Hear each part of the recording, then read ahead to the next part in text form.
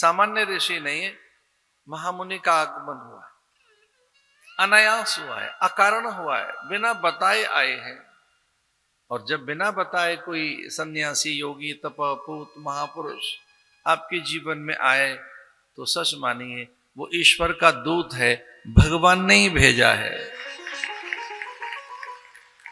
नारद पारिव्राजक उपनिषद में आता है कि अनायासी कोई ब्रह्मज्ञानी आपके द्वार पर आ जाए, उसके पहुंचते ही पितृ प्रसन्न होते हैं, तृप्त हो जाते हैं और मुक्त हो जाते हैं पितृलोक से।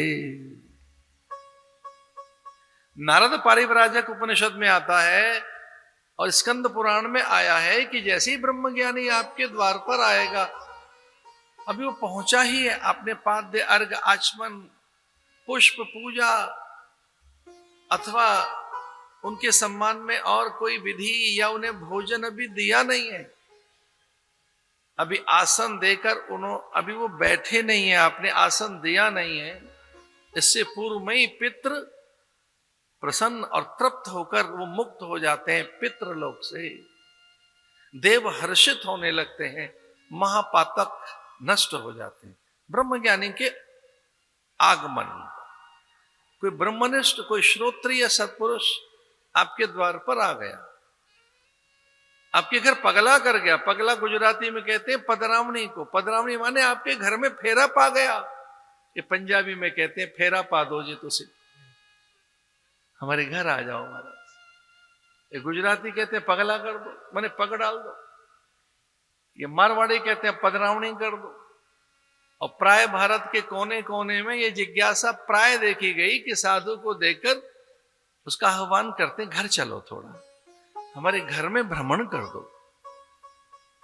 कई बार तो उनके आगमन से ही, चूंकि साधु के पास सारे तीर्थ रहते हैं, साधु कोई सामान्य नहीं होता है। मुदमंगल में संत समाजू, जो जग जंगम तीर्थ राजू। साधु तीर्थ होता है भाई, तीर्थी कुर्वंती तीर्थानी। आप जानते हो तीर्थ किसने बनाए? साधुओं ने बनाए। ये तीर्थी हैं। तीर्थी कुर्वंती तीर्थानी। अरे तीर्थ में जाओगे तो वहां फल मिलेगा, तीर्थ में जाने से, इनके दर्शन से फल मिलता है। साधु नाम दर्शनम पुण्यम। साधु के दर्शन मात्र से पुण्य मिलता है, अनंत पुण्य मिलता है, अक्षय पुण्य मिलता है। जो जग जंगम तीर्थ राजू। ये साम संस्मरणात् पुंसः सद्यः शुद्ध्यन्ति वै गृहाः किं पुनर्दर्शन स्पर्श पाद शौचासनादिभिः। विश्वामित्र के आगमन का समाचार सुनकर मिथिलापति महाराज विदेह हर्षित होकर अपने साथ वैदिक ब्राह्मणों के संग, सचिव साथ हैं, उच्च पदस्थ अधिकारी, मंत्रीगण, भाट भट्ट, वे स्वस्ति वाचन करने वाले, विरुदावली गाने वाले, उनके सम्मान में गीत गाने वाले और उनके सम्मान के लिए, भेंट के लिए नाना प्रकार के उपहार, स्वर्ण थाल, पुष्प हैं, फल हैं, पकवान है, व्यंजन है, मिष्ठान है, परिधान है। और वो बिछ गया साष्टांग प्रणाम करता है कि भगवान आपका आगमन कल्याणकारी है। और ऐसे समय आगमन, जब हमने धनुष यज्ञ रखा है, ऐसे काल में आपका आगमन मांगलिक है। साष्टांग प्रणाम किया, पूजन किया विश्वामित्र का। धन्य हूं मैं, आपके आगमन से मेरा अब संकल्प सिद्ध हो जाएगा।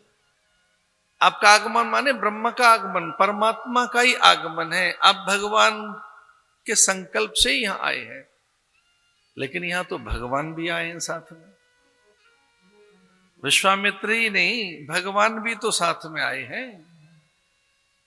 भगवान ने भेजा नहीं है, भगवान साथ आए। भगवान के संकल्प से नहीं, भगवान स्वयं साथ है। और जैसे ही विश्वामित्र का पूजन करके हटे और देखा उन्होंने दक्षिण पार्श्व में, तो ठगे से रह गए। फिर वो चित्र लिखे से वो अपलक त्राटक जैसे उनका लग गया। अब वो पलक नहीं झपकना चाहते और मनी मन उन्होंने विचार किया कि ये कौन है? ये वही ब्रह्म, ये वही परमात्मा जो सर्वज्ञ है, जो सर्वत्र है। सर्वम खलु इदम ब्रह्म, ये वो परमात्मा जिसका मैंने स्मरण किया, ध्यान किया, श्रवण मनन निधिध्यासन के द्वारा जिस सत्य को मैंने अनुभूत किया है, जिस निर्गुण ब्रह्म को मैंने भजा है, जो मैंने अनुभव किया है, ये वो मूर्तिमंत होकर, साकार होकर, मुखर होकर, वो मेरी चेतना में प्रखर होकर वो प्रतिबिंबित है, यहां सामने खड़ा है। ये सच है क्या? जो परमात्मा मैंने देखा वो यही है क्या? इन्हीं विलोकत अति अनुरागा, बरबस ब्रह्म सुख ही मन त्यागा। इन्हीं विलोकत, एक अनुरक्ति, एक आनंद छा गया। बरबस ब्रह्म सुख ही मन त्यागा। वो निर्गुण धारणाएं कुछ पल के लिए गौण हो गई, चूंकि सगुण ब्रह्म सामने है, साकार ब्रह्म सामने है। वो सविकल्प निर्विकल्प, सवितर्क निर्वितर्क, वो सबीज निर्बीज समाधि जागृत हो गई। मूर्ति मधुर मनोहर देखी, भयो विदेह विदेह विषेकी। मूर्ति मधुर मनोहर देखे, विदेह और विदेह हो गया, देहातीत हो गया। देह से तो परे वो रहते ही थे, लेकिन जो देह का भान ज्ञान लिए बैठे थे कि जिन आंखों से मैं देख रहा हूं, जिसे उस राम को देखकर वो चेतना बिसर गई और राम में स्थिर हो गया। संपूर्ण अंतःकरण राम के साथ एकाकार हो गया। जनक का मन, जनक का संपूर्ण अंतःकरण, जनक और राम एक हो गए। मनी मन वो विचार करने लगे कि हाँ, ये वही ब्रह्म है, ये वही परमात्मा है जिनका मैं ध्यान, स्मरण, पूजन, अर्चन, वंदन करता रहा। वेदांत के माध्यम से जिस ब्रह्म को मैंने अनुभव किया है वो साकार रूप में मेरे सामने है। ऐसा कब होता है? जब आपके सुकृत्य जागृत हो, जब आपके पुण्य फलीभूत हो, शुभ कर्म जब परिपक्व हो जाएं, तब भगवान स्वयं साकार बनकर आपके सामने आते हैं। प्रेम मगन मनुजान नृप कर विवेक धर धीर, बोले मुनि पद नाय सिर गद गद गिरा गंभीर।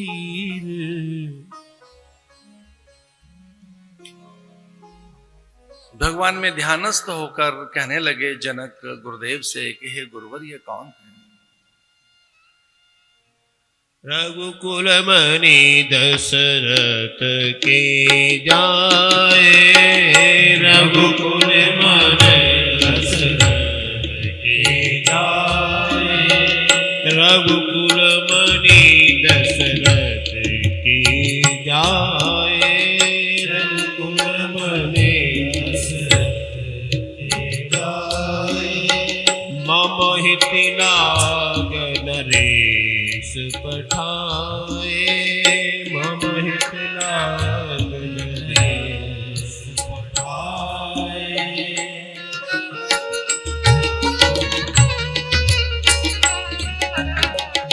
रघुकुल मणि दशरथ के जाए, मम हित लागन नरेश पठाए। रघुकुल मणि के आए, रघुकुल मणि।